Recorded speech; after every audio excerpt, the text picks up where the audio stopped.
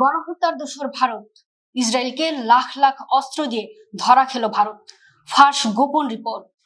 মধ্যপ্রাচ্যে ফিলিস্তিন ও লেবাননে নিরীহ নারী শিশুদের রক্তে যখন হোলি খেলছে দখলদার ইসরায়েল, তখন সেই গণহত্যার প্রধান দোষর হিসেবে এবার বিশ্বমঞ্চে চরম নগ্নভাবে উন্মোচিত হলো নরেন্দ্র মোদীর ভারতের আসল চেহারা। এতকাল যারা শুধু ইসরায়েলি অস্ত্রের ক্রেতা ছিল, আজ তারা আক্ষরিক অর্থে নেতানিয়াহুর খুনির কারখানায় পরিণত হয়েছে। অ্যামনেস্টি ইন্টারন্যাশনালের এক চাঞ্চল্যকর ও হাড়হিম করা তথ্যে ফাঁস হয়েছে এমন তথ্য। গাজায় চালানো ইসরায়েলের এই পৈশাচিক হত্যাযজ্ঞের পেছনে সবচেয়ে বড় অস্ত্রের যোগানদাতা খোদ ভারতের মোদী সরকার। অ্যামনেস্টি ইন্টারন্যাশনালের তদন্ত রিপোর্টটি আজ সাউথ ব্লকের রাতের ঘুম চিরতরে হারাম করে দিয়েছে।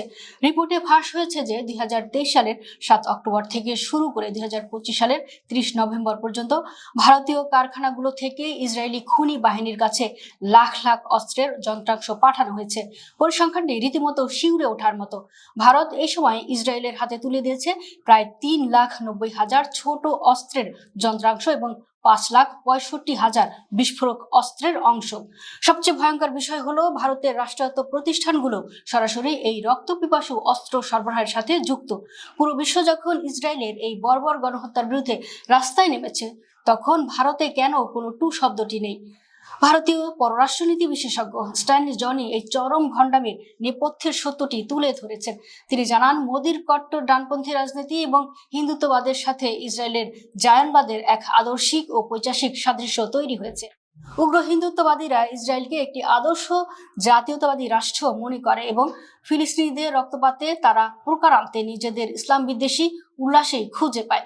আমেরিকা ও ইসরায়েলের দালালি করতে গিয়ে ভারত আজ নিজেদের সব স্বার্থ জলাঞ্জলি দিচ্ছে।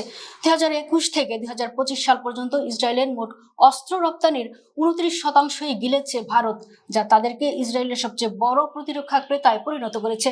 শুধু অস্ত্র নয়, গাজা যুদ্ধের পর ইসরায়েলের ধ্বংস হয়ে যাওয়া অর্থনীতি সচল রাখতে ভারত তাদের 20,000-এর বেশি শ্রমিককে আক্ষরিক অর্থেই কামানের গোলা হিসেবে ইসরায়েলে পাঠিয়েছে। আন্তর্জাতিক বিশ্লেষকরা সতর্ক করে বলেছেন, ইসরায়েলকে অন্ধভাবে সমর্থন করতে গিয়ে মোদী সরকার মূলত ভারতের জন্যই এক বিশাল মরণ ফাঁদ খুঁড়েছে। পশ্চিম এশিয়া ও আরব দেশগুলোর জ্বালানির উপর ভারতের অর্থনীতি নির্ভরশীল এবং সেখানে কাজ করে লাখ লাখ ভারতীয় প্রবাসী। ইসরায়েলের এই নগ্ন দালালি করতে গিয়ে ভারত যদি মুসলিম বিশ্বের রোষানলে পড়ে, তবে জ্বালানি নিরাপত্তা ও উপসাগরীয় প্রবাসী আয়ে যে ধস নামবে তা ভারতের অর্থনীতিকে চিরতরে পঙ্গু করে দেবে। আজ বিশ্ববাসী পরিষ্কার দেখছে যে ভারত নিজেকে বিশ্বগুরু বলে দাবি করে, তাদের আসল কাজ হলো ফিলিস্তিনিদের রক্ত ঝরাতে খুনি ইসরায়েলের হাতে অস্ত্র তুলে দেওয়া। ইতিহাস সাক্ষী, মজলুমের রক্তে হাত রাঙিয়ে কোনো সাম্রাজ্যই টিকতে পারেনি। মোদী ও নেতানিয়াহুর এই অশুভ জোটের পতন এখন কেবলই সময়ের অপেক্ষা।